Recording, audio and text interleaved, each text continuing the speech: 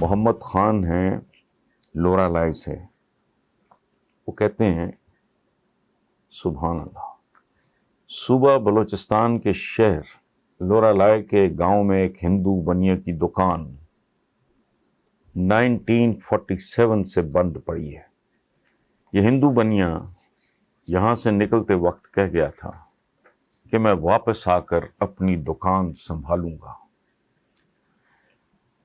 اس زمین کا مالک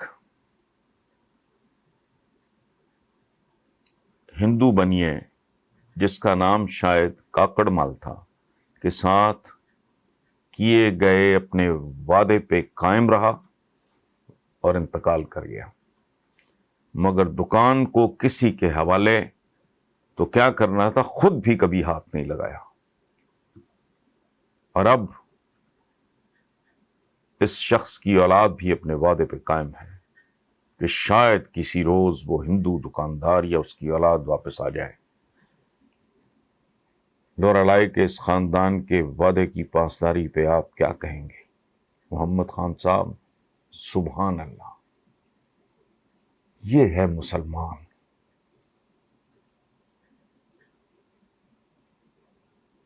اپنے بارے میں تو یہ بات کرتے ہوئے بھی شرم آتی ہے۔ ہم اخلاقی طور پہ اس بری طرح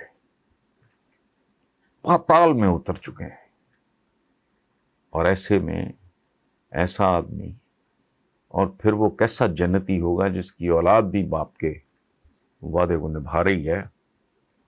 تو جو کوئی بھی سن رہا ہے وہ سوچ لے، میں نے مدتوں سے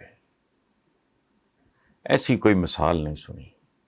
یہ بندہ اگر کہے کہ میں حضور کا امتی ہوں تو جچتا ہے۔ ہم میں سے 99% لوگ تو اگر یہ اس طرح کی بات کریں ان کی زبان کھینچ لینی چاہیے۔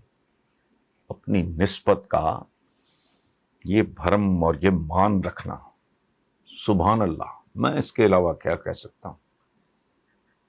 کیا مسلمان تھا، کیا شاندار اور جنتی آدمی تھا جس کی اولاد بھی باپ کا کیا ہوا وعدہ نبھا رہی ہے۔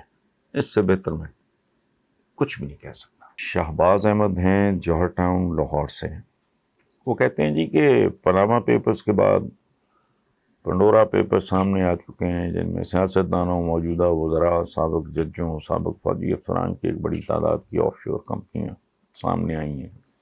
میرا سوال ہے کہ کیا پنڈورا پیپرز منظر عام پرانے کی ٹائمنگ کا پاکستان میں اگلے انتخابات سے کوئی تعلق ہو سکتا ہے؟ پلیز اپنا موقف ضرور دیجیے۔ بھائی میرے اس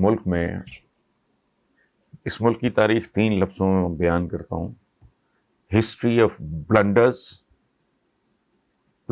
اینڈ سرنڈرز۔ ہم تو وہ لوگ ہیں جو قبضہ گروپوں کے سامنے بھی سرنڈر کر چکے ہیں۔ ہم تو وہ لوگ ہیں جو بچوں کو زہریلی خوراک یعنی کیمیکلز والا دودھ پلانے والوں کے سامنے بھی سرنڈر کر چکے ہیں۔ بلنڈرز تاریخ میں موجود ہیں۔ آج ملک آدھا ہے، آدھے کا پتہ ہی نہیں، اور موجودہ نسلوں کو اندازہ ہی نہیں۔ تو یہ لوٹ مار اور بلنڈرز اور سرنڈرز کی داستان ہے۔ تو یہاں کئی پنڈوراز باکس کھلے اور بند ہو گئے ہیں۔ اب یہ جو بات آپ کر رہے ہیں، دیکھنا یہ ہے کہ اس کا نتیجہ کیا نکلتا ہے۔ اس میں 2 چیزیں گورنمنٹ کو انشور کرنی چاہیے۔ ایک تو خواہ پگڑیاں نہ اچھالیں، چونکہ جن لوگوں کا ڈکلیئرڈ ہے ان کا تو ایشو ہی کوئی نہیں۔ جنہوں نے ڈکلیئر نہیں کیا وہاں اپنی ٹیکس ریٹرنز میں یا متعلقہ مقامات پہ، ان پہ آپ فوکس کریں۔ دوسرا، اس بات کو انشور کریں کہ اس پہ انتقام کا گمان نہ گزرے۔ اور تیسرا یہ کہ کسی منطقی انجام تک پہنچے۔ یہ نہیں کھایا پیا کچھ نہ، گلاس توڑا چارہ نہ۔ اچھا، رہ گئی بات کہ اگلے انتخابات کے ساتھ اس کا کوئی تعلق، تو شہباز احمد صاحب، آپ بھی ویسے ہی پاکستانی ہیں جیسا میں ہوں. کیا آپ نہیں جانتے کہ اس معاشرے میں تو میرٹ کب کا مر چکا؟ یہاں یا منافقت ہے یا مجبوریاں ہیں یا نفرت ہے یا محبت ہے. جو آپ کہہ رہے ہیں کہ انتخابات کا وہ انتخابات پہ تو موریلٹی اور اس طرح کی چیزیں جو ہیں دیانت امانت وغیرہ وہ تو زندہ معاشروں میں وہ میٹر کرتی ہیں. یہاں تو جو جس کا عاشق ہے اس نے عشق سے باز نہیں آنا، چاہے اس کی نسلیں تباہ اور ذلیل ہو جائیں. میں اگر پرو نون لیگ ہوں میں نے وہاں سے نہیں ہٹنا، آپ اگر پرو پیپلز پارٹی میں وہاں سے نہیں ہٹنا. یہ جو نوجوان کیمرے کے پیچھے کھڑا ہے خاور، یہ اگر پی ٹی آئی کے ساتھ ہے اس نے پیچھے نہیں ہٹنا. ہم ڈھیٹ ہیں، منافق ہیں، ہمارے پاس کوئی میرٹ نہیں. ہماری زندگی میں سے میرٹ کب کا مر چکا ہے.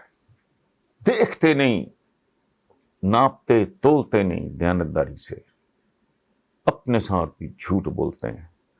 اور یہاں یہ معاشرہ پتہ کیا ہے، یہ میں نہیں، ایک امریکن پریزیڈنٹ نے کہا تھا کسی کے بارے میں.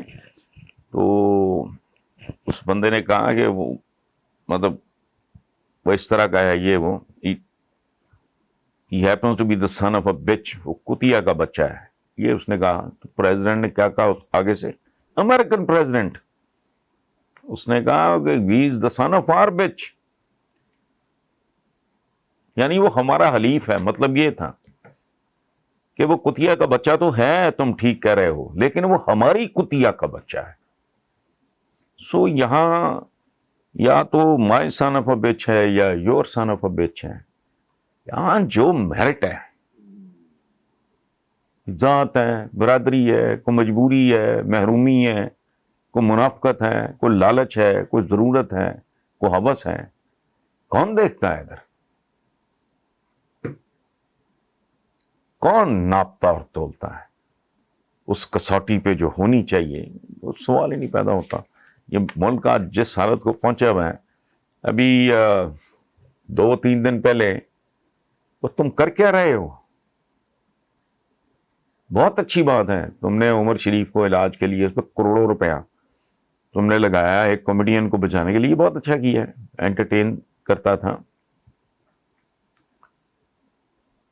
نہیں ہوگا اس کے پاس کچھ بھی، لیکن ادھر آپ نے وہ کروڑوں روپیہ خرچ کیا ہے. خوف خدا کرو.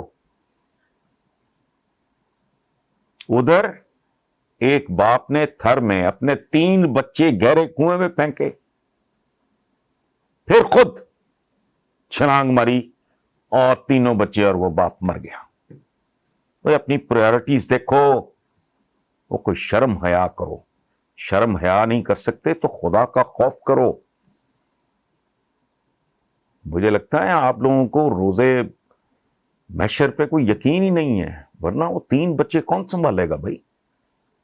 ان کے ہاتھوں میں جب تمہارے گریبان ہوں گے تو کیا جواب دو گے؟ اچھا، ادھر یہ خبر آئی، میں نے اس پہ کالم بھی لکھا ہے کہ تھر تو چلو یار، ان معصوم بچوں کی کہتے ہیں پورا گاؤں دہل گیا، ان کی بچوں کی کنویں سے چیخیں جو آ رہی تھیں. اچھا، وہ چیخیں تو یہاں تک نہیں پہنچی، لیکن لائل پور یعنی فیصل آباد کو تو مانچسٹر، فلانا ٹمکانا، کھرپتیوں کا شہر، وہاں ایک باپ نے اپنی 6 ماہ کی بچی 25,000 روپے میں بیچ دی. سگی بیٹی، کیونکہ وہ اسے زندہ رکھنے کے قابل بھی نہیں تھا کہ اس کو دودھ پلا سکتا. اور بیچی کس کو؟ اس عورت کا نام سروری، اور وہ ایک پیشہ ور بھکارن ہے جو ایک مافیا چلا رہی ہے. اسی طرح کے لوارث غریب کمسن بچوں کو خرید کے آگے رینٹ کرتی ہے، اور ایک پورا. تو مجھے بتاؤ یہاں یہ کیا ہے؟ وہ کہہ رہا ہے ایک طرف تم وہ کر رہے ہو، لوگ بھوکے مر رہے ہیں. کراچی کا ایک قصہ سنیں، یہ 1-2 دن کی وارداتیں ہیں، تیسری سن لیں. چپڑاسی کی کوئی پوسٹ وغیرہ اناؤنس ہوئی، بے شمار ایم فل بچوں نے اپلائی کیا، اور تم کیا کر رہے ہو؟ ڈائنگ مین، ادھر زندہ لوگ، معصوم بچے، وہ بچی جو بک گئی. تمہارے اندر ترجیحات نام کی کوئی چیز نہیں ہے. عوام کا خوف خاک ہونا ہے، اللہ معاف کرے، تمہیں تو قدرت کا خوف نہیں ہے. اسی لیے اتنی نحوست اور پھٹکار ہے جتنی کہ دکھائی دے رہی ہے.